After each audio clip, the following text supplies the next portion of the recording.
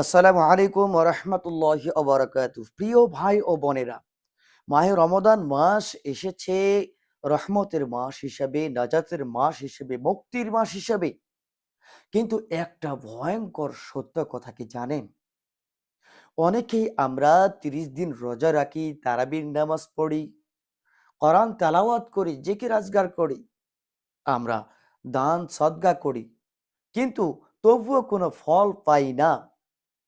তবুও শেষে আমাদের জন্য কিছুই থাকে না করার। আমাদের গুনাহ থেকে আমরা মুক্তি হতে পারি না।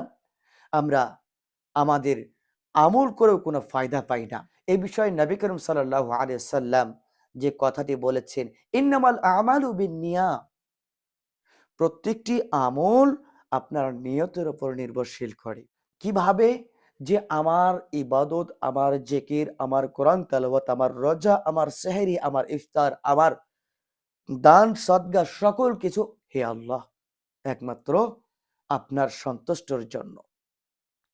আল্লাহ একমাত্র আপনাকে সন্তুষ্ট করার জন্যই আমি ইবাদত বন্দেগী করি।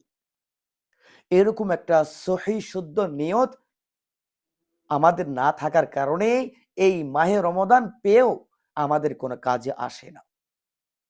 আল্লাহ সুবহানাহু ওয়া তাআলা তার পবিত্র কোরআনুল কারীমের মধ্যে বলেন, ইয়া আইয়ুহাল্লাযীনা আমানু কুতিবা আলাইকুমুস সিয়াম লাআল্লাকুম তাত্তাকুন। অর্থাৎ আমাদের মধ্যে মাহে রমাদানটা আসলে রোজার উদ্দেশ্যটা কি? রোজার উদ্দেশ্য কি? তাকওয়া অর্জন করা। প্রিয় ভাই ও বোনেরা, আজকে আমি আপনাদেরকে তিনটি আমলের কথা বলবো, যে আমলটি কখনোই ছাড়বেন না। অন্তত এই মাহে রমাদান মাস কোনো সময় ভুলবেন না। এই তিনটি আমল করবেন ইনশাআল্লাহ, মাহে রমাদান আপনার আমার জন্য বৃথা যাবে না। নাম্বার ১, আমাদের নিয়তটাকে শুদ্ধ করব, বিশুদ্ধ করব। যে কথাটা আমি আগেও বললাম, যে আমার নামাজ, আমার রোজা, আমার সেহরি, আমার ইফতার, আমার তারাবি, আমার কোরআন তেলাওয়াত, আমার জিকির, সকল কিছু একমাত্র আল্লাহকে সন্তুষ্ট করার উদ্দেশ্যেই আমি ইবাদত করব, এরকম একটা শুদ্ধ নিয়ত করব। নাম্বার ২, আমরা অন্তত প্রতিদিন কমপক্ষে ১০০ বার করে আমরা তওবা করব, ইস্তিগফার করব। সেই ইস্তিগফারটি হতে পারে আস্তাগফিরুল্লাহ রব্বি মিন কুল্লি যামবি ওয়া আতুবু ইলাইহি লা হাওলা ওয়ালা কুওয়াতা ইল্লা বিল্লাহ, অথবা আস্তাগফিরুল্লাহ আস্তাগফিরুল্লাহ আস্তাগফিরুল্লাহ। এইভাবে আমরা ১০০ বার করে আমল করব, ইস্তিগফারের আমল। কারণ রমজানটা শুরু হয় তওবা দিয়ে। ৩ নম্বর যে আমলটির কথা বলবো, এটা হলো আল্লাহুম্মা আইন্নি আলা যিকরিক ওয়া শুকরিক ওয়া হুসনি ইবাদাতিক। এই আমলটি আমরা করব। প্রিয় ভাই ও বোনেরা, এই আমলগুলি আমরা কখন করব?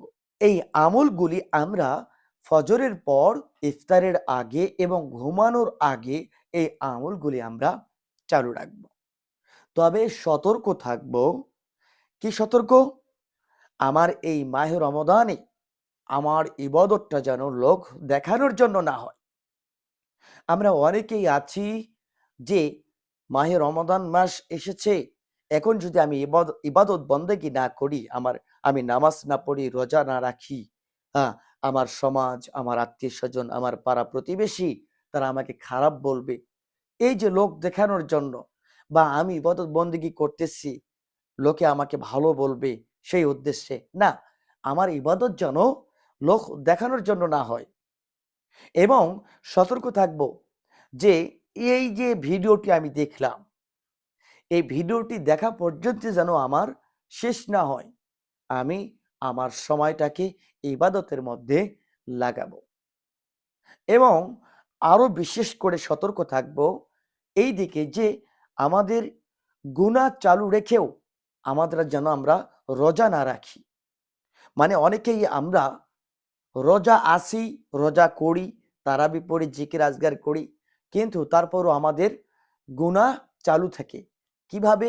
মিথ্যা কথা বলি, আমরা জবানকে হেফাজত করতে পারি না, চোখকে হেফাজত করতে পারি না, ফায়সা কথা বলি, খারাপ কাজ করি, চুরি চামারি করি, এ সকল কারণে অর্থাৎ এই গুনার মধ্যে থেকে আমি যদি রোজা করি, আমি যদি নামাজ পড়ি, আমি যদি তারাবি পড়ি, কোরআন তেলাওয়াত করি, আমার কোনো ফায়দা আসবে না।